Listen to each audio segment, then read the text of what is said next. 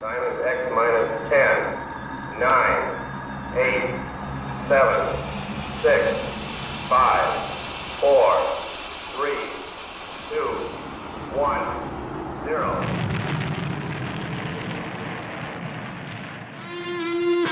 It's the Rocket Hour. Y'all are now tuned in. Time to hit the pick four that you'd love to win. If your money's coming slow, step on the faster track with your host, Ricky Pasternak. Let's go.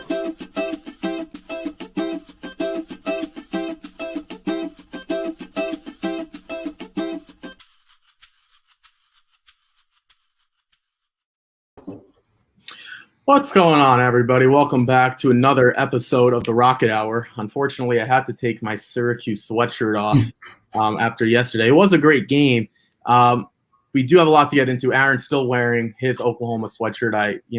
As one of us is staying loyal, I had to hop off the train, not hop off the train, but kind of get into it. There's been a lot going on. I told Aaron, have you been seeing what's going on with college basketball? So Aaron told me he didn't want to know until this moment in time. So I'm gonna let you take a guess. Do you have any idea what's going on before I reveal to everyone what is going on with Syracuse and the ACC in particular? Well, I'm guessing it's COVID related, obviously, but I have no idea. I have not heard of anything going on. So, but my guess is something to do with COVID.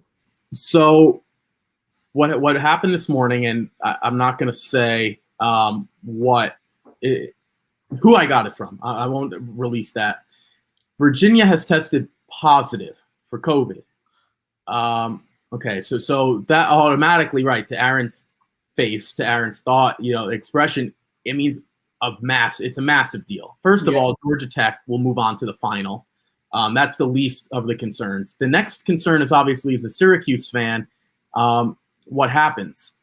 I won't release who the player was.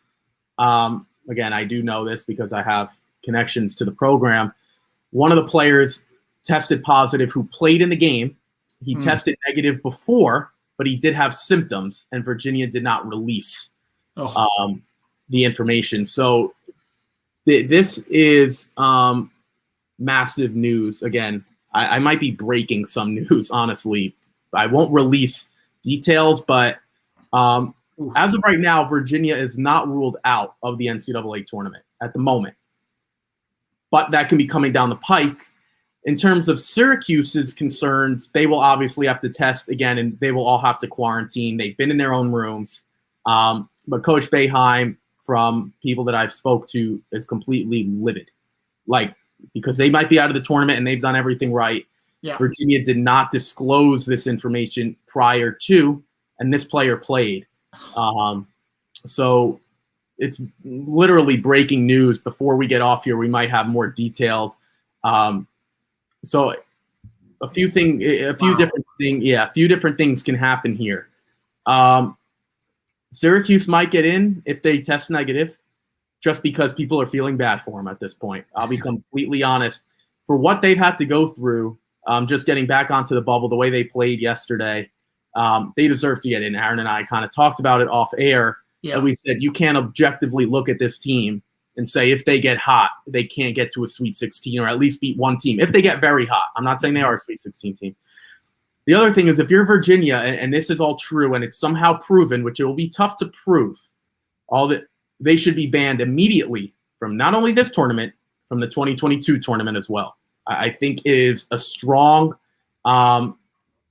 case to be made if this can be proven. Again, they might not be out of it this year. I think you need 7 negatives. So it might be possible if they end up playing on the Friday, Sunday slate instead of the Thursday, Saturday, they might be in.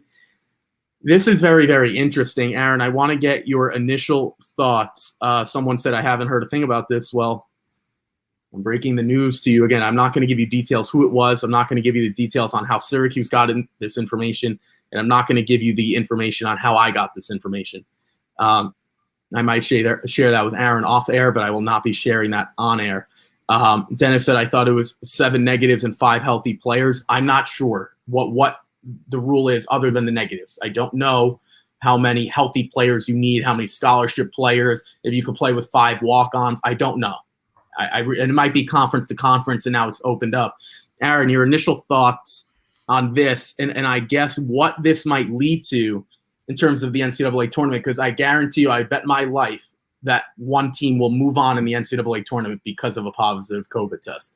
If I was everybody in the ACC, I would be extremely worried at this point because Duke is already out because of this. Virginia, I mean, it ain't looking good. They played Syracuse, so I mean, obviously, I think Syracuse is going to have some people test positive. I think it would almost be impossible for them not to. So I would be worried if I was in the ACC right now. You're right. I mean, it's.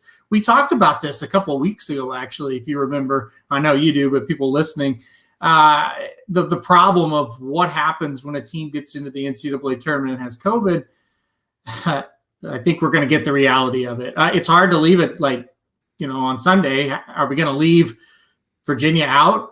You almost are going to have to if this is true. So yeah, this is going to be bad. Hopefully for Syracuse, nothing.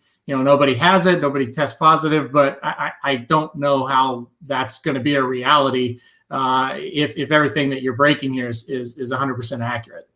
I'll just say my source, and I'll leave it at that. Kind of brought this point up to me, and sorry if I'm looking over to the right. This person is giving me this information as we speak. This person said what's not being talked about is a potential incubation period, right? Yeah. Syracuse could test positive, and this isn't information that I'm disclosing, that he doesn't want me to tell, but it's just the way COVID works. For me, I didn't find out my symptoms until a week later. Basically, that's what he's saying. Syracuse will get tested again today. It might not, what if they get a bid on Sunday on their laurels, and they find out Wednesday that someone tested positive? And I'm not breaking that news, by the way. That's just the way COVID works. Yep. This isn't an ear infection. You go to the doctor, you see it, there's an ear infection. That's it. Yep. I think this is a wake-up call for everyone in this country. Just because people are getting vaccines and just because things are getting better, please do not let up. AKA Texas, the whole state, if you're listening to me. Because this thing is not going away anytime soon. Not at all. And this is happening to the healthiest 18 through 21-year-old kids that we have in this country, right? These are D1 athletes. It's fair to say that anyone can get it. So yeah, I hope I didn't disclose anything in terms of the incubation period. You can go find that on Google. Well, let me just say this. If it's true that the kid had symptoms in Virginia, maybe they were suspecting that he's not positive, but it's he has symptoms and you let him play and you didn't disclose it. That's really bad. That's really, really bad. Yeah, I'll be brutally honest. That's grounds for banning them from the next ACC and the next NCAA tournament. And I don't think you're really out of bounds by saying that. I'll be brutally we'll wrap it up. How could anyone look at this team and Boeheim would be the first to come out and criticize Virginia because that's the type of coach he is. Yeah. And he has every right to. I usually don't agree with what he does, but everyone, for Duke, people are saying, oh, it's the Duke situation. Well, it's not, because Duke had to win the ACC tournament. That's one. Duke, Syracuse might already be in, which that's not the way we should be looking at it. Health is most important for these kids.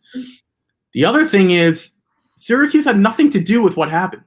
This was Virginia who didn't disclose that information. Now, I'll be brutally honest. I don't know how Syracuse found this information out. I'm getting Boeheim's reactions and things like that, but I don't know how Syracuse found out.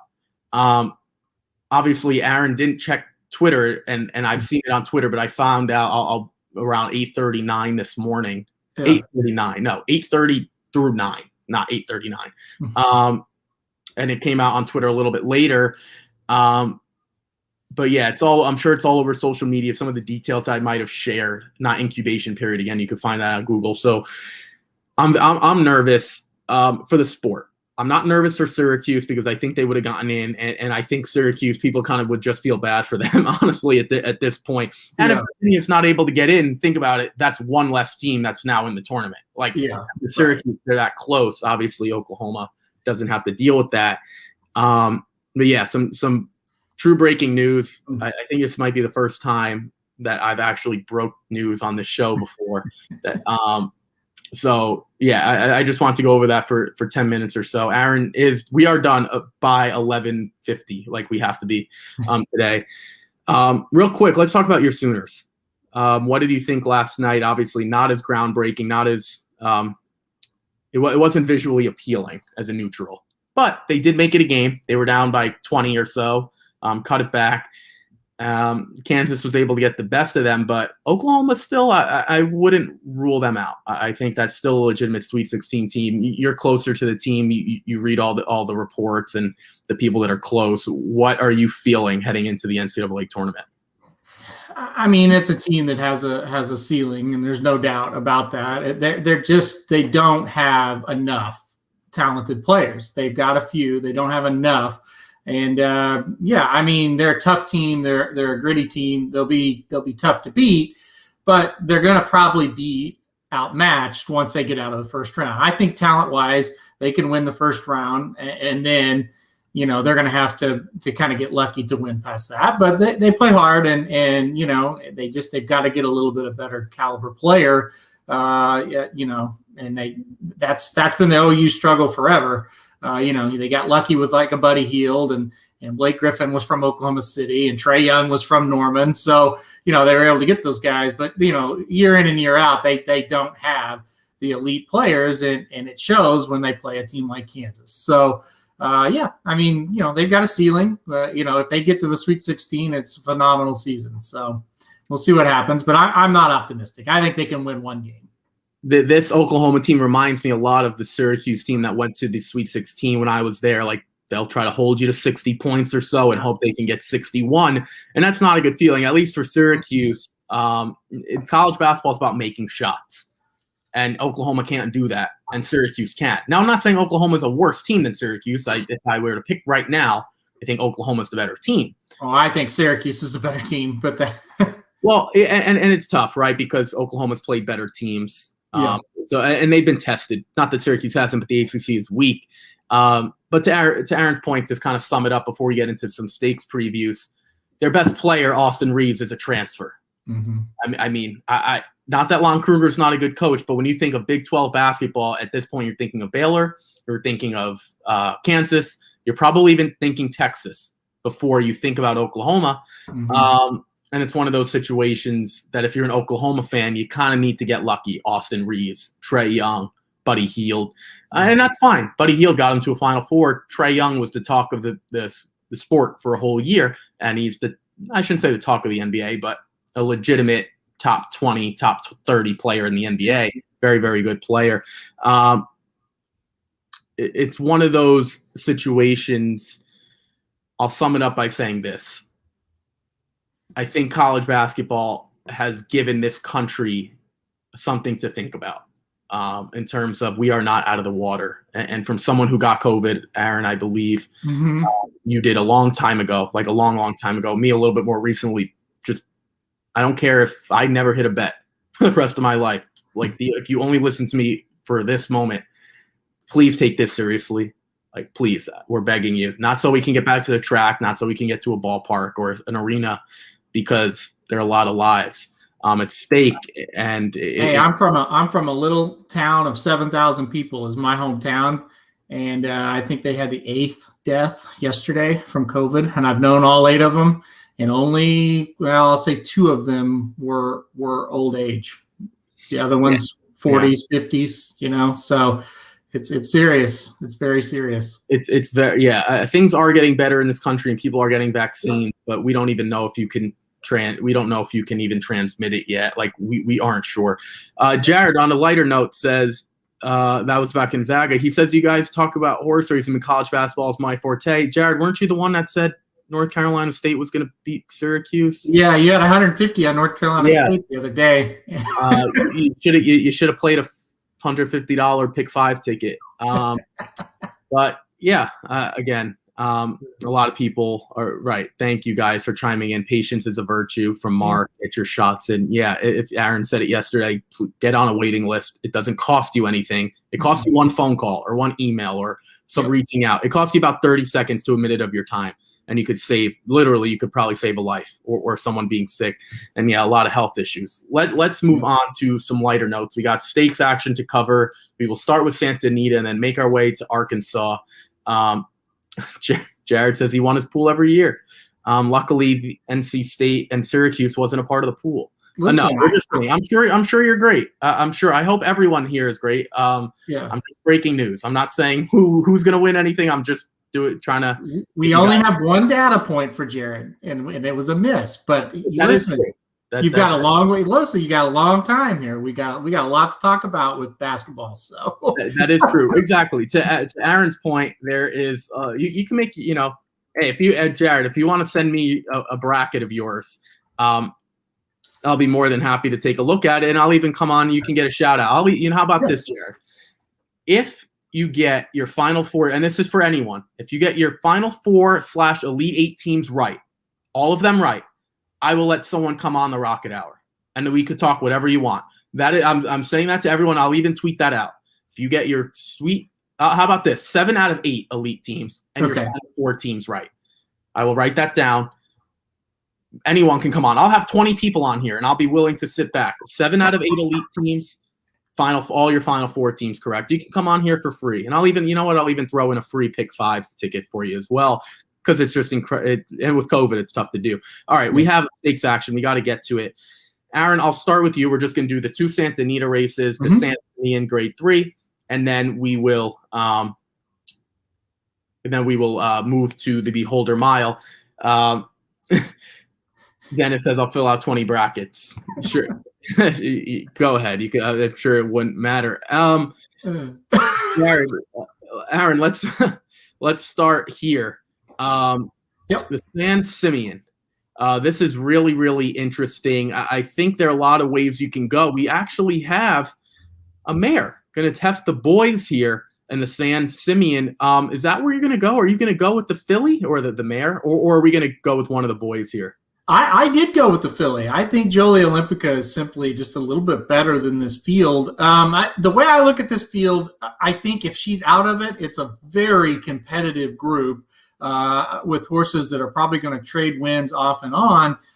But I just think she's a little bit better than the rest of them. So I did put her on top. And this is the race I'm going to go a little short in the sequence, just a little preview of the Pick 4 or Pick 5. Yeah, I'm pretty confident Jolie Olympica is going to get the job done here. Yeah, I actually, I want Aaron to laugh. This is not a serious pick. I'm actually taking Sha Shake Me Up. That's who I'm taking on top. No, I'm not. If you got that's Sha Shake Me Up is one of the reasons I actually got started with the racing dudes. I'll be completely honest. At that point, real quick, I was doing free Pick 5 tickets for Oaklawn because Oaklawn and Gulfstream were the only thing running, and I didn't want to do Gulfstream. And I think this was the last race. Aaron and I used a horse named Ginobili. Was coming from the West Coast. This horse was like 4 to 5. And Sha Shake Me Up beat another horse named Marvin, who's actually my uncle's name, Uncle Marvin, who's been watching the games with me. So Aaron and I always text each other when Sha Shake Me Up and Marvin are in a race. Sha Shake Me Up shows up here. No, that's not who I'm taking. I'm going to take Sistron. It was weird. Sistron lost the last time he ran. That was a long time ago in the Daytona. I think his best is really good and probably good enough to win here. I'm not sure about the problem for me, I guess, is the layoff, right? I mean, not having run in, we're talking 9.5 months or so. Please forgive my math. I believe that's what it is. But Jolie Olympica is going to be tough. You know what? The tricky part about this race, I'll sum it up by this. A lot of these runners don't win consistently. So that makes it very, very difficult. From Aaron's perspective, you have the filly or the mare facing the boys. I have a horse in Sistron on top that hasn't run in quite some time. I think you can go in a few different directions. I'll be honest, I included, you guys will see tomorrow, Gregorian Chant, Bob and Jackie, and Sombaye, because I really don't know. Aaron's going short. I'm going long. We'll see what plays out there. Let's go to the Beholder Mile. Aaron, obviously the horse that everyone's talking about is Swiss Skydiver. I know Dr. Miranda talked about Swiss Skydiver in her preview yesterday. You guys can check that out on the Racing Dudes YouTube page and things like that. Are you going with Swiss Skydiver? This filly's just been everywhere. She racks up the air miles, but there are some horses to consider: Harvest Moon and Sinanis, and as time goes by, 2 Baffords as well. What were you thinking?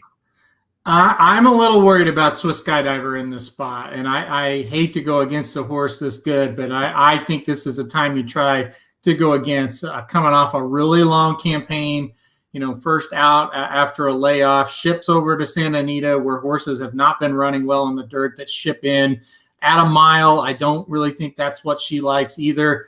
I went with the 6 as time goes by to pull the upset here, and I'm going to try to beat Swiss Skydiver in the pick 4 with 2 or 3 other ones. But on top, as time goes by for me, this is a horse that seems to be trending in the right direction for Bob Baffert. Last time out at a mile, won by 9 lengths under wraps.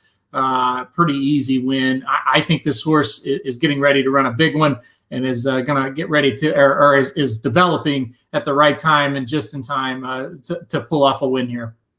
Yeah, it's. I always agree with Aaron. Even the only time we didn't agree so far was him telling me Syracuse is a better team. I never thought. I actually think Oklahoma's a better team. I'm all in on Swiss Skydiver, and I'm going to take it the other way. The 2020 campaign, just where she ran and who she ran against. I'm not going to get into that. You guys can look at your past performances. The one point I want to make, Aaron talked about the 2020 campaign, and it's undeniable what she had to do. I'm not disputing that. But I'll look at it the other way, Aaron. After that long, she gets a layoff where it's much needed, obviously. Maybe she's at her best here after some time, 2 ways. Obviously, she's been tested. We don't have to get into who she's ran against in the Preakness. She beat Authentic. I mean, Authentic went on to be Horse of the Year. So from that mindset, this is like a drop in class, technically. But who knows how she'll bounce back as a 4-year-old. It's going to be very different, to Aaron's point. Is she this is from Dennis Rick anchor deadweight? Yeah. Jared says I won't get value. I disagree, and I'll throw this to Aaron before we move on to Oaklawn. I don't think she's going to be that short of a price for the points that Aaron just made. A crazy 2020 campaign, first start in a while. Harvest Moon comes into the spot at 5-2 on the morning line. Great connections, Pratt and Callahan. And then you have 2 Baffords. And then Sinanis, so I didn't even mention the Chilean horse. I don't think she's going to be that short. To Jared's point, you say what? It's hard. It's really hard for me to figure this one out because you and Samich are all over, and then Jared and I are not. Jared Bush and Jared Welch are not. I don't know. I kind of think she'll be 3-5, but I don't know. Maybe more people think like I do. I'm not sure. I think she'll be bet. I disagree that you're going to get any kind of value. Listen, if the horse is 8-5, then that all of a sudden becomes value. But I just think she's going to be like 3-5 in the spot. Yeah, I mean, I wouldn't be surprised. I just think that I'll be brutally honest. And I'll make this prediction now. This is probably the shortest price the longest price she will be, unless she faces Monomoy Girl again. I'm being dead serious, right? Next November, she won't be anything longer than what she's probably going to be in this race, unless she just happens to face Monomoy somewhere down the road before then. But I don't think that's going to be the case because everyone will be all over Swiss Skydiver, unless she's just completely awful. Like, unless she finishes 5th by 8 lanes, then she'll be long somewhere else. But if she wins, this will be the longest price you get. So she is my single. This is my best race of the day. Now, I'll be brutally honest. I hope there is a scratch somewhere else along the card so I can adjust things. I really do love her. I don't even care about the sentimental thing. That's not me. I don't care. If I ran into Monomoy Girl on the street, I wouldn't care. It's a horse. I don't care. It's not my thing. But I do think that on her best day with the layoff, the biggest thing for me as we move on, if she were like a Kentucky horse only or a Florida horse only, that would be concerning. Mm-hmm. But she's gone all over the place. So at least that is an answer I have a question to. Maybe that's taken a lot out of her. I don't know. Maybe it will. Maybe it won't. All right, Aaron, here we go. I know this is why you wanted to come on here. We have Oaklawn Park. This is why Aaron gets excited for these shows to get to Oaklawn. There's a ton of stakes races, one of their better cards of the entire meet. Yeah. We'll just go in order. You guys can follow along with us. Where I think it's race 6, I believe. Race 5 is the Azari Stakes. Okay, the Azari Stakes, fillies and mares, 4-year-olds and upward. Got a small field, but it's a heck of a good one. Where did you want to start here? I think you can make a case for almost all of them. Yeah, this one, I think this is a really wide open race. And I think what it really comes down to, do you believe that She Dares the Devil is a legit horse or not? I happen to think she is. So I put her on top. I think she draws really well. I think this is a race that has a lot of horses that want to go early. And I think drawing the 5-hole, you can sit outside of them, or if you see the pace is slow, you can go take the lead. She Dares the Devil has proven that she can do either one. I think she'll come back strong off the layoff. You've got Brad Cox on her side. I think that's huge as well. I went with She Dares the Devil on top here. I really think she's going to run a pretty big race on Saturday. So I also went with She Dares the Devil, but there is a horse that I'm interested in, and I'll break it down like this. Latruska needs the lead. I think that's pretty obvious, and I think She Dares the Devil is going to sit right there. One horse that I've always been interested in is Get Rid of What Ails You, and the reason for that is because she is so dang good here at Oaklawn, unbelievably good. I'm not sure she's good enough. I look at her and I say, these are some of the best older fillies and mares that we have in the country. Obviously, She Dares the Devil now into that older group as a 4-year-old, and Evitante, who we didn't talk about, now into that older group. Obviously, once you enter 4, you're in that older group, even though you can run against it, but that's what we kind of consider the older group, 4 and up. No one's talking about this horse. And real quick, I think Javier Castellano getting the mount is something that I kind of want to be a part of. I mean, Javier is one of the most patient riders, and he makes the trip to Oaklawn. Is that one you consider, or do you just think she's not good enough? I did consider. I'll be mad if this horse wins, because I threw her out last minute, because it's just like, when you look at the sequence that this race is in, you almost are forced to go short here because the first 4 races are really tough. And I did want to try to work the 4 in, but I just couldn't do it. I did kind of like the 1 as kind of an off the pace horse. So I did throw in the 1, but I couldn't get with the 4, but I understand completely what you're saying. I don't disagree. Yeah, real quick, I've talked about this all the time. I talk about Oaklawn being a gritty. It's like an aqueduct. It's like, I think those horses are very tough, not like physically, but mentally. It takes something to run well there. Evitante's never done that. Motion Emotion has done it in the past. Latruska, we're going to find out. We haven't seen her in a long time at Oaklawn Park. Obviously, Get Rid of What Ails You. Great name, by the way. Has a ton of Oaklawn experience. And She Dares the Devil did it in the Honeybee last year in the Fantasy as well. I do think when you come to Oaklawn, it's a little bit different. So I would just keep an eye on that. One real quick, Mark says small field and the style doesn't fit well. I think the smaller field even helps a closer, because they're going to be even tighter bunched, won't have to navigate traffic. But it's possible on the front end you can get away as well, because they're going slower. Who knows? We don't know how it's going to play out. Great field of 5. Let's move on to the next stakes race. This is a massive purse here for the Essex Handicap. Aaron, it's a non-graded stakes race. We got $500,000 on the line. This is probably one of the stronger Essex handicaps in terms of who comes in here. We have what we thought was a horse in Green Light Go, who everyone was all over early, ran in the Saratoga Special. We have Night Ops, who comes in a $630,000 Harper's First Ride, and your boy looking for $1 million in the career earnings. Tax. Will Tax get to $1 million, or are we going to avoid Tax just like we try to avoid Tax every year around April? I played Tax defensively. I don't want to lose a pick 4 or 5 because of Tax. So I did play him defensively. But on top, I picked Silver State. This is a horse I kind of wanted to play against the favorite here, but I didn't end up doing it because I just like this horse an awful lot. I really have liked him since he came back from the layoff. They tried him on the Triple Crown Trail, and he wasn't quite ready for that yet. But, since the layoff, and then has won 3 in a row. Last time out, beat Hunk of Burning Love, a horse I know that you like, Ricky. And that was a hell of a race, and Silver State was able to beat him.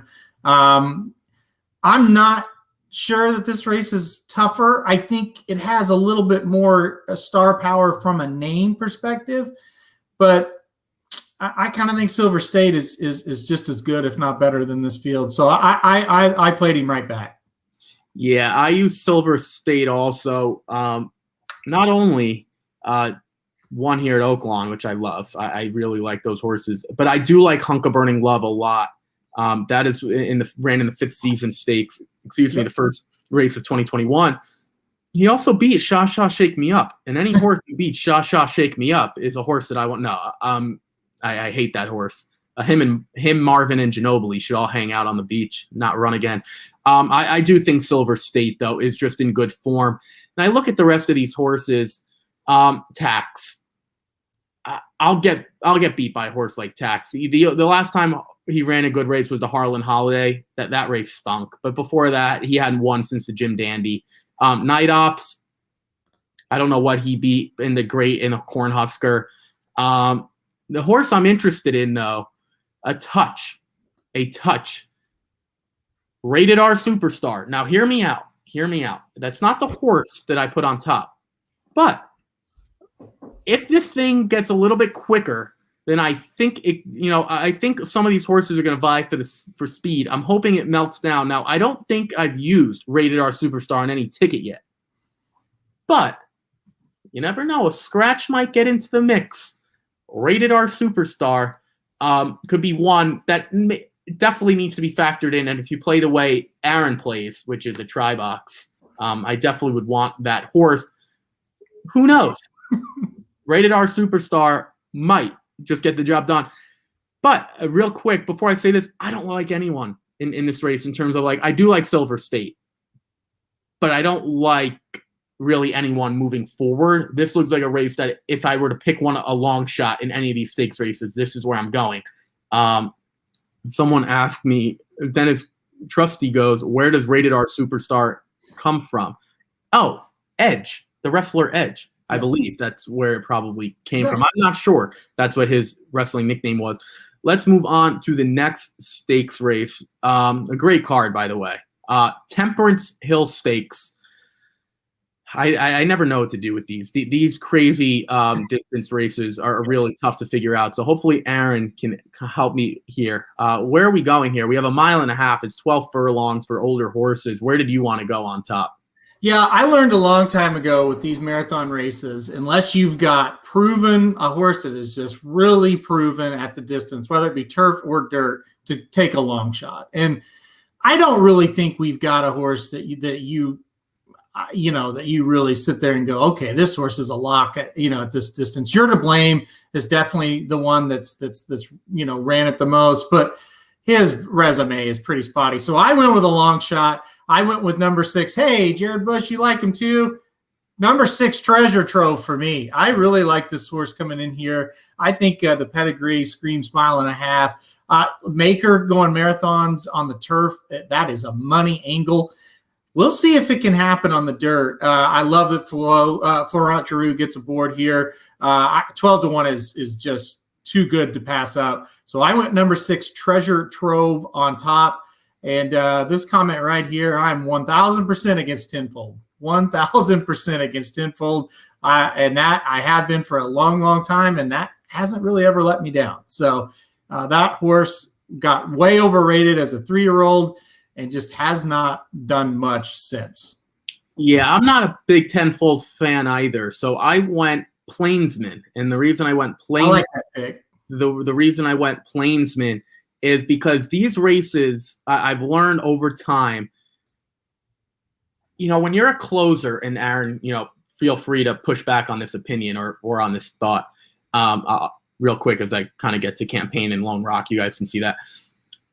Horses that want to close at these longer distances say they have 50% left in the tank. There's a difference when you're closing in, after 12 furlongs, you're slowly losing your edge as a closer. It kind of just seems like these are just merry-go-round races, and I want Plainsman to do that. The only time this is not a merry-go-round race, maybe at Belmont, because the track's so freaking big. But at Oaklawn, they're going legitimate 3 turns. It's very tough to ask a closer to not only go 3 turns, but to also pass horses. It's very difficult. That's why I do like Plainsman. Plainsman hasn't gone this distance before, but I think he's going to be on the lead. And that might just be good enough. I'm not sure he's really more talented than a horse like Treasure Trove or maybe Campaign or Lone Rock or someone like that. But if he's on the lead, I'm not really sure who could pass him. There just might not be enough time left to make this happen. Let's go to the next stakes race, the Hot Springs Stakes race. Very simple, Hot Springs, right? Hot Springs, Arkansas. This race, it kind of sets up as what looks to be horse A versus horse B, and then you have the rest. And what I mean is Whitmore versus CZ Rocket. You will have a horse like Flagstaff maybe take some money, and maybe Boulder as well. But Aaron, I think this is a 2-horse race between Whitmore and CZ Rocket. Which one are you taking, or are you going to take one of those kind of longer shots? Yeah, I couldn't do it. I thought about Boulder for a while, and I thought I don't think he's quite that good yet to beat a horse like Whitmore and CZ Rocket. Flagstaff, I love that Rosario gets back aboard, but he's had too many chances. I wouldn't be shocked if Flagstaff wins, but I couldn't do it.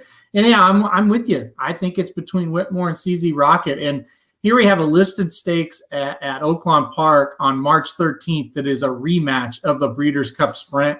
That's pretty damn amazing. The top 2 finishers of the Breeders' Cup Sprint are in this race. Home track for Whitmore. I think that makes a difference. I'm not going to be shocked at all if CZ Rocket wins, but you're never going to hear me go against Whitmore at Oaklawn Park. And like I said, I don't play tenfold, and that really hasn't ever come back to bite me. Playing Whitmore at Oaklawn Park hasn't really ever come back to bite me either. So I'm going to go Oaklawn. I'm going to go Whitmore, the king of Oaklawn, as an 8-year-old to win this race for the 5th time. So I don't mean to be the bad guy. Oh, you're the bad guy. You're always the bad guy. I'm always the bad guy. Doesn't it have this feeling that Whitmore is back into the hearts of horse racing fans based on the way he ran in the Breeders' Cup Sprint? Yeah. The problem is, I don't think he's that good anymore. Like, that race kind of looks like a one-off. So a lot of people, I'm not saying he's not good. He's not that good, and that's why I like to put the quotes around that. If I asked anyone if he's going to beat the Breeders' Cup Sprint field by 3 lengths, no one would have said yes. So what do we make of that? Either that field wasn't good, or Whitmore just ran arguably the best race of his life, probably the best race of his life. I'm going to go the latter, which leads me to CZ Rocket. Now, I wish there was someone else in this field because CZ Rocket hasn't been great at Oaklawn in the past, which is scary. I'll be honest. But before that Breeders' Cup Sprint, he was good, and he beat a horse like Flagstaff twice. So I people that are chiming in with Flagstaff, I don't see it. Other than you don't like, other than he doesn't do well at Oaklawn, CZ Rocket. I feel some people are saying, Whitmore at Oaklawn is tough. I agree. Unfortunately, the horses don't run the track; they run each other. So I do think it makes a difference.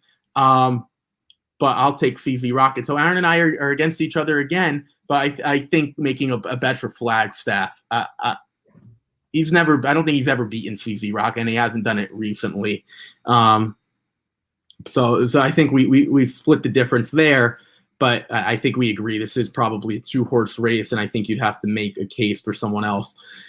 All right, Aaron, here we go.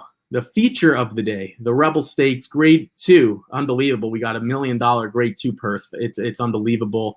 We'll be kicking this one off around 6:15 or so Eastern time, 5:15 or so Central time. All right, we've got legitimate Kentucky Derby horses. We've got Caddo River. We've got Hosier. No, I'm kidding. Keep Me in Mind and Concert Tour. Which way did he go? Again, I don't listen to Blinkers Off because I like to be fresh in the mind. I will listen to Blinkers Off after this, so I don't know. Where are we going here? I had to go with Concert Tour on top. I think this horse is coming in awfully well. The workout last Sunday I just had the clockers at Santa Anita raving. I just think he's going to be awfully tough to beat. Rosario comes in with this horse. The pace set up with the Caddo River on the rail and a lot of other speed in the race. I don't love it for him. I think Concert Tour could kind of sit just off, make the move at the top of the stretch and be kind of hard to catch. So Concert Tour for me, I didn't really want to pick Baffert, but I just think it's hard not to. And I think this horse is kind of starting to develop into his second best of this 3-year-old crop. Before I can't believe I'm doing this. I'm going against you again. I'm going with Caddo River. I hope you're right. Yeah, this horse looks absolutely electric. Obviously, at Oaklawn Park, we in the Smarty Jones. I don't know. I mean, Aaron and I talked about it. He beat Cowan, and Cowan's best surface looks to be the turf. So I'm not entirely sure what to make. But if you beat any stakes field by 10 lengths, I don't want to hear about it. Concert Tour, though, it's interesting, right? He only won by half a length. Also drifted out in the stretch. It seems to be like a Santa Anita thing where these horses, no, I don't know, drifting out. Not as bad as what we saw last time out, but drifted out a little bit. I think the Oaklawn experience is going to be a big thing here. And I also just think Caddo River is better, to be honest. I'm not saying Concert Tour is not good. More than good enough to get into the Kentucky Derby gate. And I'd probably say Caddo River is like in my top 3. Concert Tour is like in my top 5 or 6. So I don't think it's that big of a gap. If Concert Tour were to win this race and win the Kentucky Derby, you wouldn't hear anything from me. I think this is a 2-horse race again. But there is one horse I want to ask you about real quick. Does Keep Me in Mind have a chance? Because we saw Keep Me in Mind win the Kentucky Jockey Club. He broke his maiden in that race. I mean, how crazy is that? He literally won his first race at that moment in time. Does he have a chance? Because he can close if this thing gets a little hot. But I don't know. Not having run since 2020, is that a concern for you? I'm really interested to see what he does. I just kind of have always viewed him as when he gets in these bigger races, he's going to be the one that like rounds out the try. Like he's that type of horse. I do think the pace is going to set up perfectly for him. It certainly does on paper. So maybe he comes running, but I didn't take him like serious as a win contender. I think he's more of that second, third place type of horse. I actually, I think in my pick 4, pick 5, I used 2 horses. That was Caddo River and Keep Me in Mind. And the reason I did was for everything you just said. If it breaks down pace-wise, I don't know how much value you're going to get by using Caddo River and Concert Tour. Yeah, which I don't think is much. You will get value if Keep Me in Mind goes off at 6-1. That's one of the things for ticket construction. If you want to use 2 horses and you don't want a single, taking 2 horses that are going to run very similarly kind of doesn't make sense because they're probably going to battle each other out. That's why I went 1-6. Now, if you wanted to go 6-7, I wouldn't talk you off of it. But I don't think going 1-7 makes a lot of sense. If you want to be safe, you can go 1-6-7. Let's get to a few comments before we talk about today's Oaklawn. You might want to use the 4 and the 2 are no joke.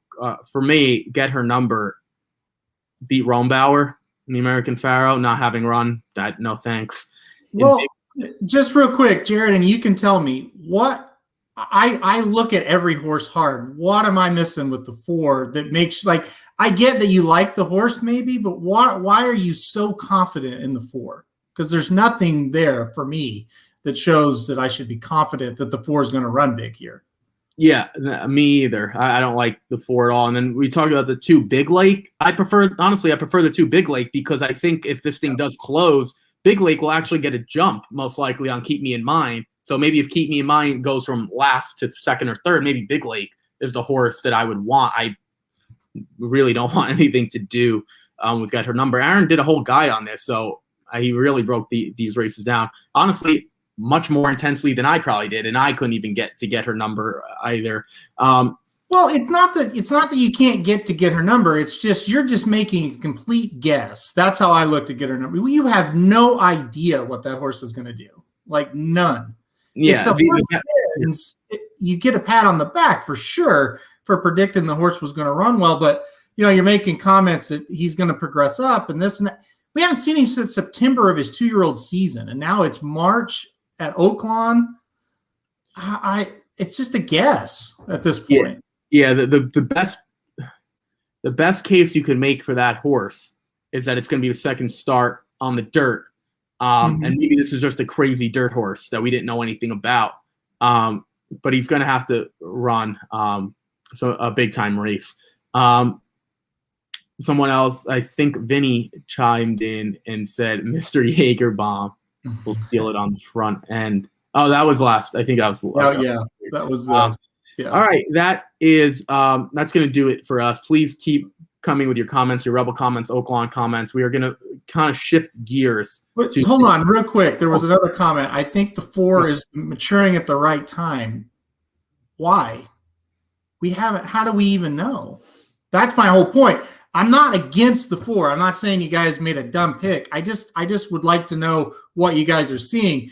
You're going by Thoroughgraphs, okay? So they have obviously the Thoroughgraph says he's going to progress here, okay? Why is he maturing? That's fair, right? Sure. So at least you're honest. I like that. I like the honest answer. Yeah, no, that's fair. We're not saying we're right. We just we just want a logical reason as to why you guys are coming up with that. Exactly. When I look at that, and I like prevalence to me, when I see him, it's like he could be progressing, but I don't know. I just don't see where the evidence is that Get Her Number is gonna progress or is progressing. We have no idea. Real quick, we're going to get into Oaklawn. If you think Prevalence, if you got a chance to listen to us and watch Prevalence, if you think Prevalence ran well yesterday, please put in the comments and I will stop what I'm doing so we can have an argument about it. So please, if you thought Prevalence ran well, please put that in the comments or reach out. And I'll literally stop in mid-sentence and we can get into Prevalence because Aaron and I both think that horse was not mediocre, decent at best. Against a weak field. We do have Oaklawn to get to. We haven't gotten any scratches and changes yet in terms of Equibase, so we'll try to keep that going. The close shave support for the closed shave rocket launch and the rocket hour is brought to you by Manscaped, who is the best in men's below the waist grooming. Manscaped offers precision engineered tools for your family jewels. They obsess over their technology developments to provide you the best tools for your grooming experience. Manscaped is trusted by over 2 million men worldwide. We have an exclusive offer for everyone listening today, 20% off plus free shipping with the code Rocket20. Please check it out, manscaped.com. It's the weekend, folks. Got to groom yourself, got to trim yourself up a little bit. So make sure you guys do that. Here we go. Pick 4 time, multi-race sequence time at Oaklawn Park. It only made sense that we do that we come to Oaklawn. We talked about Prevalence yesterday.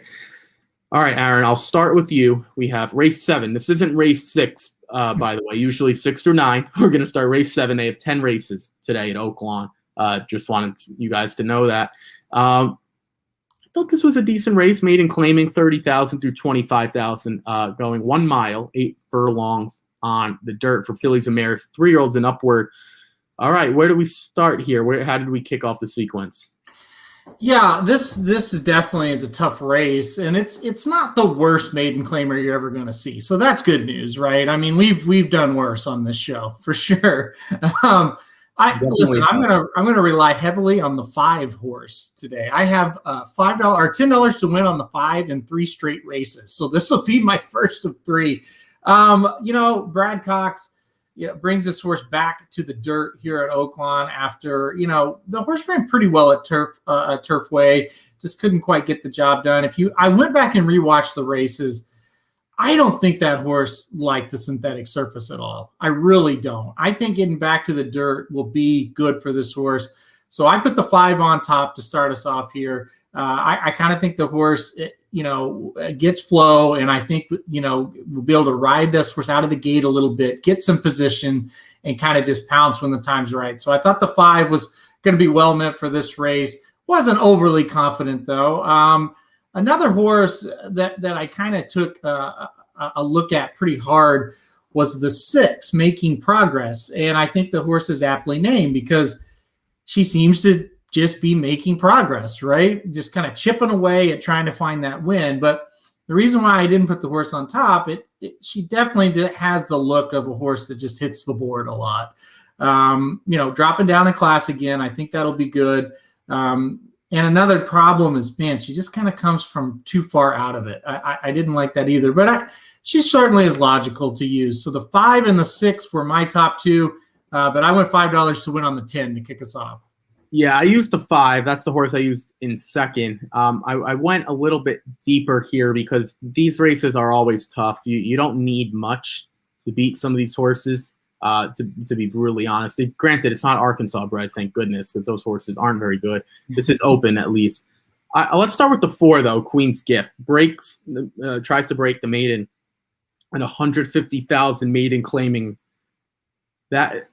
Folks, that's a maiden special weight race. I don't, because how many people are going to plunge $150,000 for a first-time starter? That doesn't make a lot of sense.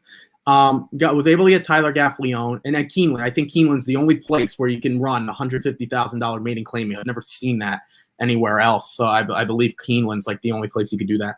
The next start at the 50,000 maiden claiming was much, much better. Hung in there, really, really did well. I think this is a logical spot, and morning line favorite, but I think rightly so. I think Ricardo again, for Ron McQuett, who's fantastic here at Oaklawn. This horse makes sense. The 5 makes sense, but the reason I didn't want to shorten up, I do love Brad Cox. I do love Flo Giroux. The problem is the last start at Turfway Park at this level, we're talking what, 9-5, I believe. Really should have gotten the job done. It wasn't very good. That's the race where I would have loved to hammer that horse, because I think 9-5 made a lot of sense. And if you're not sure, Gerardo Corrales is Brad Cox's main guy at Turfway, and Gerardo Corrales he's very, very good. And when he runs at Oaklawn or runs at Churchill Downs, and he's very, very good, or Ellis or Keeneland, wherever in Kentucky, he's very good. But I don't trust this horse. He might be talented and might win. I don't trust him. How about the 1 a little bit? Jalor Jan. I don't know if I said that right. Jalor Jan. We'll go with that. The Woodbine races, I don't care about. I really don't. At this level, at the 40,000 level, so a little bit forward, he was over a sloppy track. So a lot of people say, well, he didn't really do anything. But when you go from a turf track at Woodbine to a sloppy dirt track, you can't take anything out of that race. Nothing. I don't know. And this horse had no prior wet dirt experience. I'm going to throw that one out. Aaron talked about, we talked about these races upside and what to look for. We don't really know what this horse is. I mean, I don't trust the 5. The 4 has what we haven't seen since November 13th. I'll take a shot with this horse. He's probably not good enough, but we don't really know. You know who was another horse from Woodbine I didn't really know about? Helium. Look at what Helium did. I didn't really know much about Helium. I don't know much about this horse I want to include. What about the 9, Loft House? I don't know. I mean, 2 maiden special weight races. In her defense, she did get much better in her second one. Still not really good enough to win. I don't know. This just looks, I'll be brutally honest, Oaklawn's one of those tracks where Aaron and I could look at each other and say, how the heck did this horse win? This looks like Oaklawn winner to me. And I don't know. I don't usually like to go hunch plays because I don't think that makes sense. I think that's a wrong way to handicap. this kind of just looks like a hunch play to me. I don't know. This horse might be god awful, but Aaron's going to shoot me a text if this horse wins and says, I don't get it. I just don't get it. And I'll respond to him, I don't really either. But real quick for this, and I'll let you go. Making Progress. I kind of seen enough of this horse. Yeah. She's getting better.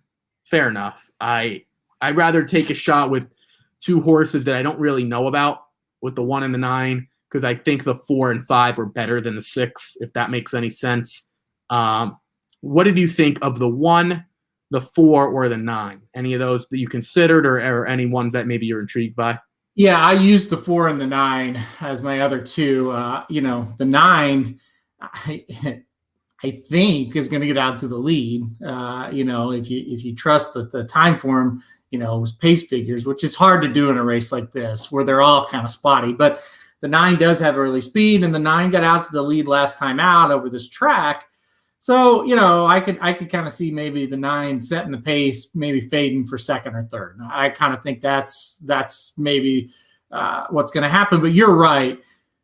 You look at this field, like I landed on the 5 as a win bet, but that horse is not that good, obviously. So it is definitely one of those where it's like you look at it after it's over and go, oh man, how did that just happen? But I did play the 9 a little bit, and I agreed. With your comments on the 4 as well. The 1, kind of the last one off for me, I don't know. I wish we would have seen a little bit more out of the 1 last time out. I guess that's the thing. Because I'm with you. I don't care about what's happened at Woodbine, on the turf and synthetic. But I don't know. I didn't like that race last time out. Yeah, no, and that's fine. I think if I had to choose between the 1 and the 9, I'm probably leaning the 9. But again, we don't really know. The 9's going to drop in for a tag, and it's a massive drop. It's not like a 50,000 drop. It's a much lower, 30 through 25, and this horse comes in at the 30 level. So we don't really know. Let's move on to the 8th race, the second race of the sequence. This is starter allowance, 12,500 for fillies and mares, 4-year-olds and upward, going 6 furlong. This was tough, right? For me, and I'll kick it off here. I used 3 horses. I put the horse Keep Your Distance on top because she kind of kept her distance from everyone else in this race. Aaron alluded to it. He used the 5, 3 with 3 win bets. So I'm guessing this is one of his. She's pretty consistent. And one of the things at this level, I don't mind older horses. And I learned this a long time ago. When you're in these starter allowance races, you're not good enough to ever move up. But you're never going to be bad enough where the connections want to get rid of you. Like, this is the perfect horse where you're not going to make a ton of money ever, but you're just going to consistently keep kind of winning and doing well, and you're going to keep picking up checks as horse racing. I'll say we're aficionados. As horse racing aficionados like to say, just going to keep picking up checks. This mare just continues to finish 1, 2, or 3 every single time. So that's why I don't mind older horses. You know what she reminds me of? Froster Frippery, who will never move up, but Froster Frippery just wins every single time. She doesn't win every time, but she's that horse. I probably could have singled here, but I do like a few others, and she has been known to falter here and there. I'll let you go now, and I'll talk about a few others after. Is this one of your win bets, the 5? Yeah. Keep Your Distance? Yep, it is. The 5 Keep Your Distance is definitely one I'm going to go $10 to win on. A lot of comments, too many to even put up about speed in the race. And yeah, that is a concern. There's no doubt. But when you look at this mare as 7 years old, I trust her over some of the other ones to not get involved if it gets too hot up front. I think as horses age and they mature, especially ones like this at this level, she clearly knows why she's out there. Like, you can't finish first, second, third this many times and not know why you're running. And I think the 5 does. So I definitely think it's a situation where if there's some burners, that horse will be able to sit off. And that horse, if David Cohen asks, the horse will be able to rate. And so I definitely trusted that the 5 could do that.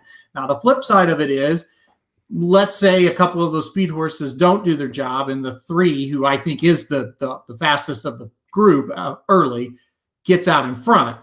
The 5 then has that ability to go out there and pressure her on that outside. So I just like the setup for the 5 from a maturity standpoint. I can trust. I think that this horse won't get in a pace duel. So that was where I went. But I do agree with everybody that some closers do have a shot here.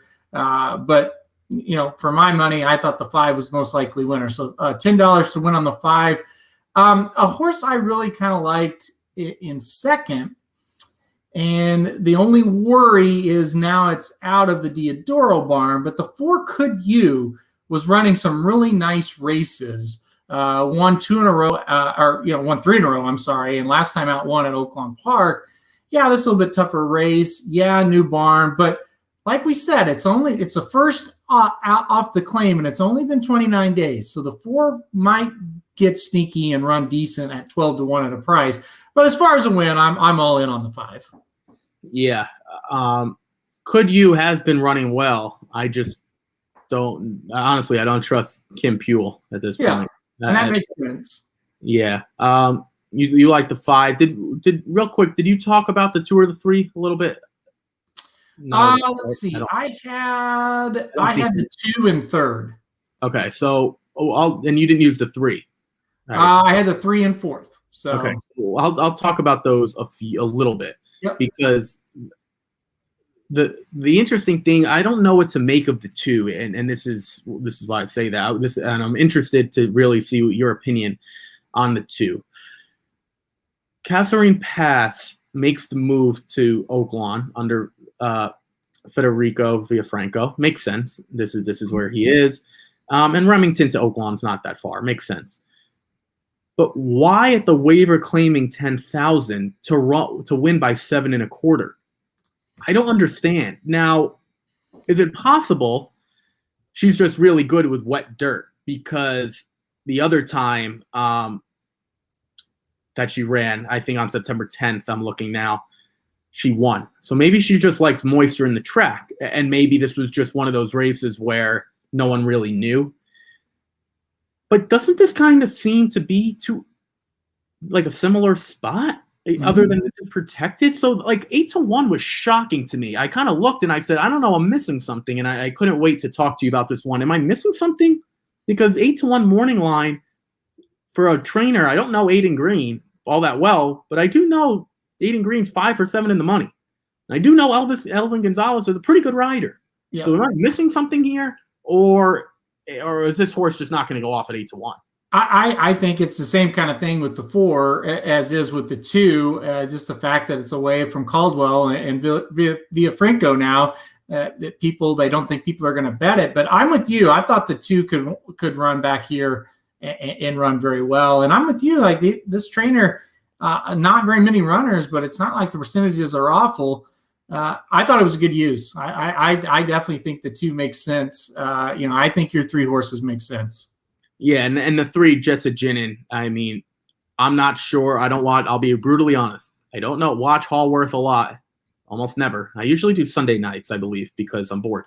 But if you're running an allowance race and you're winning by 5 1/4 and you're doing so at 1 to 5, I'm going to use you when you get Francisco Arrieta.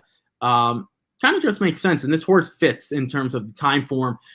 My biggest thing, for people who use different thorograph sheets and time form, this is a horse that you need to use it for. Because if you're not familiar with a circuit, or you're not familiar with a trainer, or you're not familiar with classes, this makes sense. I mean, this horse has been running at Hawthorne, Indiana Grand, and over the summer, that's FP, Aaron. You know what FP is? Fairmount Park. Fairmount Park. Exactly. Yeah. So I didn't really know. Like, to be honest, I didn't really know what to make of this horse. Obviously 5 to 2 is attractive morning line, but that's one I think that using additional information or tools is certainly helpful for a horse like that. Let's move on to the next race. It's Arkansas bred. Allowance optional claiming $25,000 for Arkansas bred 3-year-olds and upward, going 6 furlongs on the dirt. Real quick before I throw it to Aaron, I'm not disregarding your comments. We just kind of have a quick get out time today. So I really do appreciate, we are looking at these We are looking at them. I promise you. It's just we have a lot going on. Did I say Hallworth? I meant Hawthorne. I'm sorry. If I said Hallworth, I apologize. That's a town in New Jersey. I meant Hawthorne. Aaron, real quick, race 9. A lot to like here. Yeah, race 9's it's a really good race, right? I mean, and this is our old buddies, our Arkansas breds. So, we always know that we love to talk about these. At least I do. Listen, I have a lot of respect for KJ's Nobility, Man in the Can. They're really nice horses, but I'm going to go with the 5-horse Tempt Fate, and that's going to be my third straight $5 win or $10 win wager on the 5. So yeah, I'm going to go Tempt Fate on top. I like that this horse is drawn outside all the other speed. I like the horse, has shown that he can get to the lead, but also can sit off of it. And I just really like that most recent effort. Last time out over this track, won by 3 3/4 lengths. I mean, I think that kind of effort will win. And you look at the other horses, they haven't had a recent effort quite that good, unless you're talking about KJ's Nobility. And I definitely think that's the one to beat. But I just thought Tempt Fate, the value there, and might be able to get the jump on KJ's Nobility. So I think Tempt Fate at 9-2 is definitely one that I want to play today. Yeah, sorry I didn't scroll down. Here we go. Yeah, this race is really, really tough. It's so tough, in fact, I used 3 horses, and I going to make a case for all of them. KJ's Nobility does really run well here at Oaklawn, and I think that's important. The other thing to note about KJ's Nobility, he's been running against open competition in his most recent races, and he even did so here at Oaklawn. Now going to cut back into a much softer field, going to face Arkansas bred like Tempt Fate, Man in the Can, Hunani Road. I think that's a massive thing. I'm done seeing Renee Burrell and Calvin Burrell, though. It's like enough already. Calvin Burrell couldn't ride a thoroughbred horse against standard bred horses and finish in the top 3, it seems like. But I'm going to use KJ's Nobility anyway. Calvin, we're looking for an in-the-money finish. Tempt Fate, you talked about, just makes sense, right? Now going to face face Arkansas bred competition, but against horses that are coming out of open races. So that's where this kind of falls, right? Another one, though, just runs really, really well at Oaklawn. So I agree in terms of at his best, I want Tempt Fate. But he does seem a little bit inconsistent. Now, maybe as a 4-year-old, he's just going to be fantastic. That's possible. And his first race as a 4-year-old was pretty good at 5-2. And really just went right on by. It is nice to see Florent Giroux take this now and again. Very, very encouraging.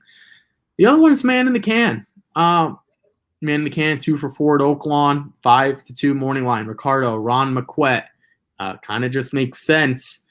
Didn't run well over a muddy track. That doesn't concern me. A lot of horses don't handle it well, especially the horses that are trying to close. And it wasn't that fast, almost 48 seconds. It's going to be tough to close into that regardless, let alone over a muddy track.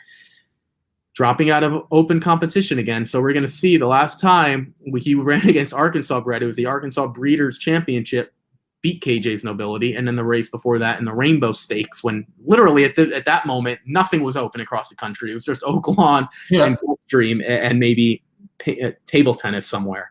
Won again with Joel Rosario. So would have loved to see Joel here, but Ricardo's going to get the mount.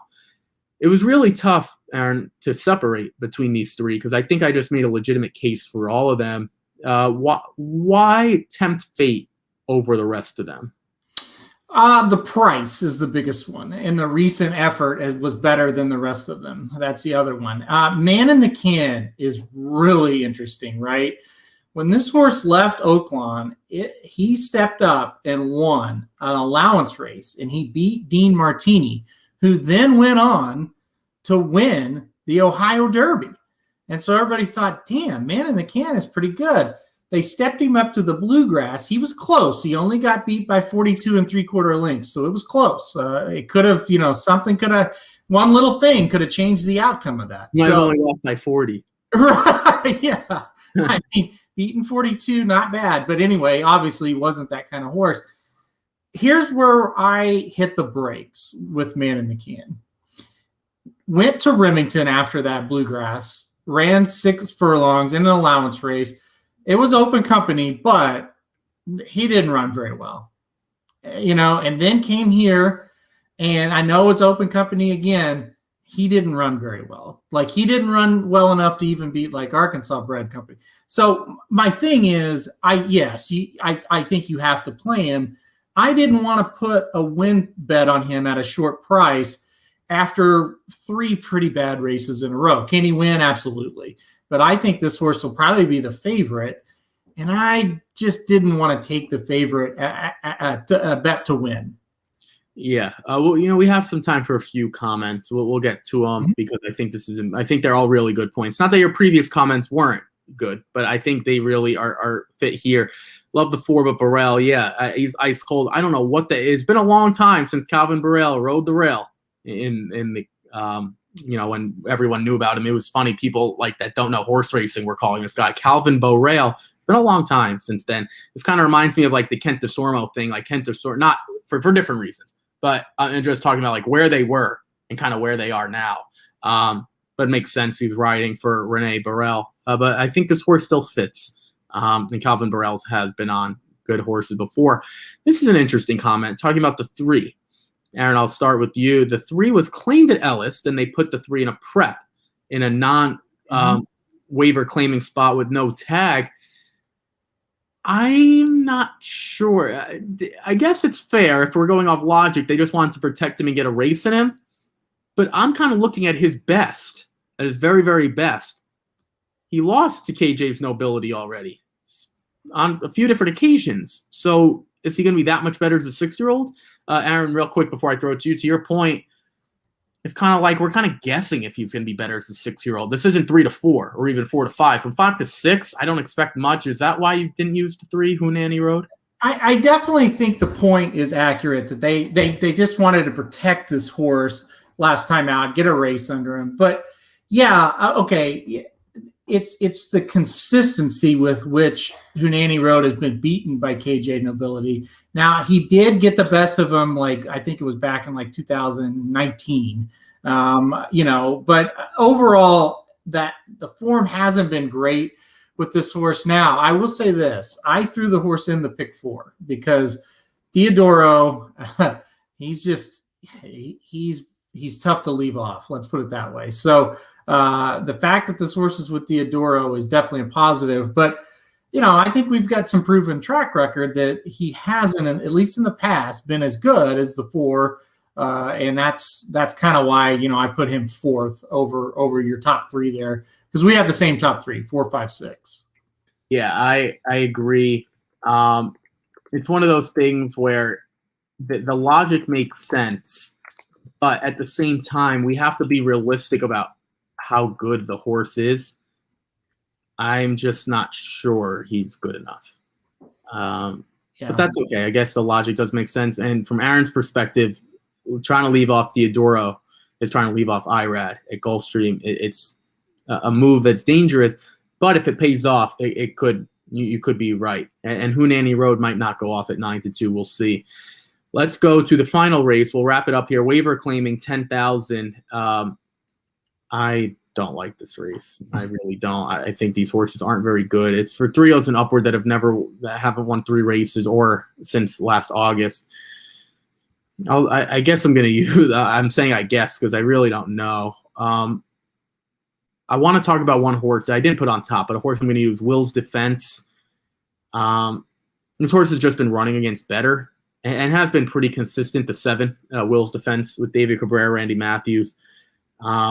That's the horse I like.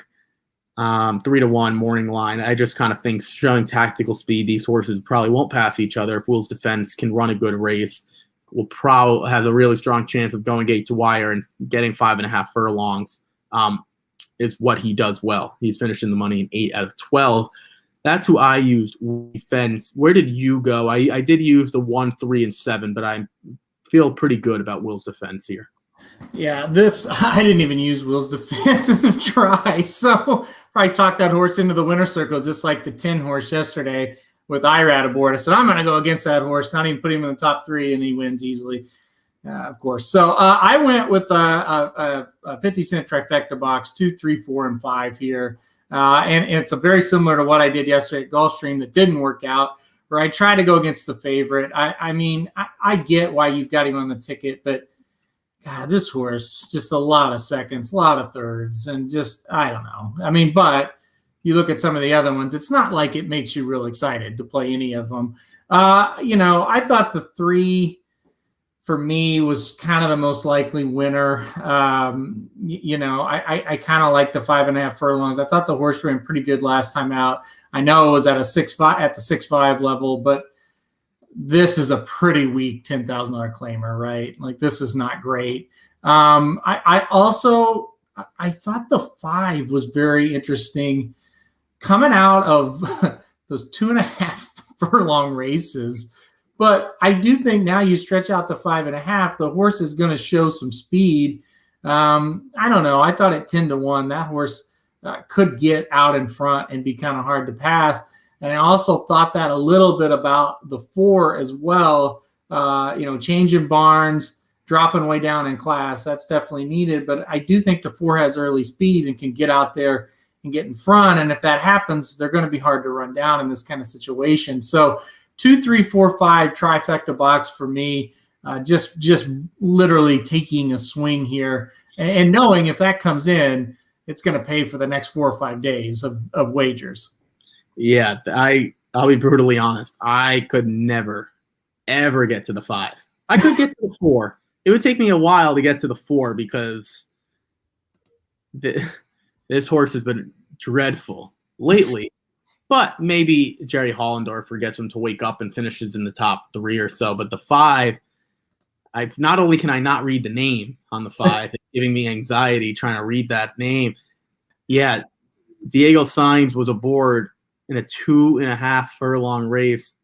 I don't even remember the last time I saw that because I don't handicap Delta Downs, and I don't do like Turf Paradise and some of these short tracks and things like that. So that it is a little funny. I'm gonna try the Hubba Dubba to Boom. Oh my gosh! Good luck, Vic Stauffer, trying to call out one if this horse is on the lead or wins the race. You definitely, Aaron will pay for a whole weekend if this thing comes in, especially if it comes in like a 5-4-2. Aaron will be seeing many thousands of dollars. We didn't talk about the 1 El Venue. I want to hark back to a few starts back when he was running at Lone Star. I don't know what kind of happened to this horse. He was doing really, really well, then hit the bench, got to the turf. I don't really understand that. But then faced starter optional claiming 5,000 here, Remington, excuse me. Now comes back into claiming. I think that horse is slightly interesting because some of the claiming races it does have some Oaklawn experience, and it should have some speed as well. So again, I used the 1, 3, and the 7, and for me the 3. I think Carl Broberg is going to turn it around at some point, only winning at 6%.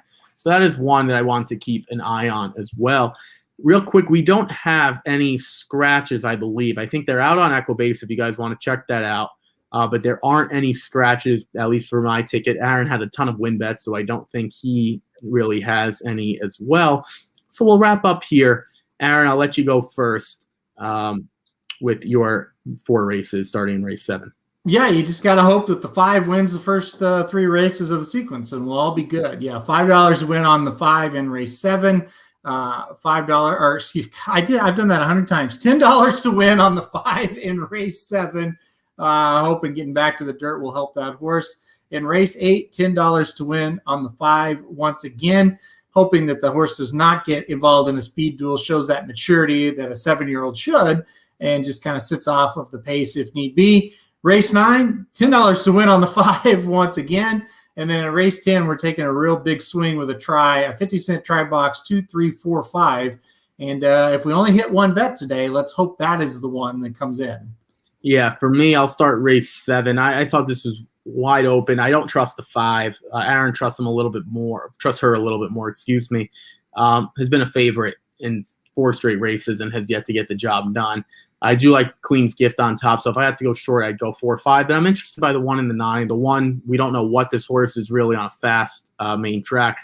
Yes, technically artificial goes down as dirt, but it plays very much like turf sometimes, especially at Woodbine. So I'm interested there. And the 9 Lofthouse, I don't know what to make of her. Is she just horrible, or does she belong in for a tag? I guess we're going to find out. The 2, Kasserine Pass in race 8 is a horse I'm very interested in. I had that horse in second behind Aaron's top choice. Keep Your Distance. I went 2, 3, 5. This 2, I'd be shocked at 8-1. And I'll be brutally honest. If I get 8-1, I'll be making a win bet, and I will do it for $20-$30 because I think this is a great value at 8-1. But I'm expecting more in that 7-2, 4-1, 9-2 range. That's my guess, which will then change my opinion on a win wager. Let's move race 9, Allowance optional claiming $25,000. I think Tempt Fate is interesting because of the price, and he proved he could do it. If he's good as a 4-year-old, then he's going to beat this field. Man in the Can hasn't beaten anyone since June 12th. KJ's Nobility hasn't beaten anyone since March 28th. That's probably why Aaron went to Tempt Fate, who at least showed he could win. And Tempt Fate did run in a 2.5 furlong race on December 8th as well. I guess that's a common theme, going down to Delta Downs and doing that. Get some speed into the horse. In the final race, I don't know. Take as many chances as you think you need here. This is wide open. I'm interested in Will's Defense dropping down from horses that are a little bit better. Real quick, Aaron, I'll throw this to you. Do you have any Aqueduct picks for Jared off the top of your head, or anyone that I don't know? I didn't even look today. I'll be brutally honest. So this is all on Aaron. If he doesn't have anything, then that's it. Well, the great thing about racingdudes.com is their picks for every track every day. So if you want free win picks, go to racingdudes.com, click on horses, click on free picks, click on Aqueduct, and then there's all the top picks that I have for Aqueduct. And if you want more than that, you can always buy the tip sheets. They're $10 for a track. So yeah, I always have picks for all the tracks every day. Yeah. So you ask me about any track, I've got picks for you. Exactly. Perfect segue into a racingdudes.com promo. You can always go online. Unfortunately, I won't give you anything today from Aqueduct because I didn't look at it. But Aaron has all the tracks covered. If you're interested in 2.5 furlong races, Aaron's going to have it covered for you. Don't come to me for that because I don't know. But we do have, for me, for the Rockets, we have Oaklawn, Santa Anita, and Gulfstream. At this time last week, we were on the way to cashing over a $4,600 pick 5 at Santa Anita, fading a couple Baffert horses, and it pays when you do that. Take a look, take a check at racingdudes.com. There's a Rebel guide up as well if you guys are interested in doing that. So that's going to wrap it up for us today. Just real quick, Fauna Park, yes, they're up. Yes, Fauna. 12th and the 13th are both up for Fauna Park. Yep. Aaron has you covered for every track in this country and Woodbine. Can't guarantee anything else for Europe. If you're looking for that, you're not going to find that, unfortunately. So it's one of those situations where you can always check out racingdudes.com. I feel like it's going to be a good day today. Good weekend. Oaklawn's got a lot of stuff going on as well. So make sure you check that out. Thank you guys for tuning in. Hopefully your college basketball team is not going through a COVID pause like Syracuse is, or maybe they will, maybe they won't. Who knows? Hopefully things go well on that end. We will see you guys. I won't be on a live stream tomorrow. I can't. So if there is, I won't be your host, literally. I'm not sure if there is or not. Maybe Aaron will get one together, but I don't think I'll make it. I think I'm going to be by myself if I was going to do it. So I guess we'll wait till another day. Yeah, I just have some stuff going on tomorrow, so I won't be able to get on. So without further ado, we will see you guys next Wednesday from Gulfstream Park. Everyone stay safe, stay healthy. Good luck today. Good luck Saturday. Good luck Sunday if you're playing the races. Obviously, the Rebel tomorrow is the feature of the day. Kentucky Derby points are on the line. between Concert Tour, Keep Me in Mind, Cattle River, and some others maybe to make a name for themselves as well. Everyone stay safe, stay healthy, and good luck this weekend. And more importantly, get your vaccine if you can. It would really help everyone out if you can, and if you're willing to do so. Take care, everyone.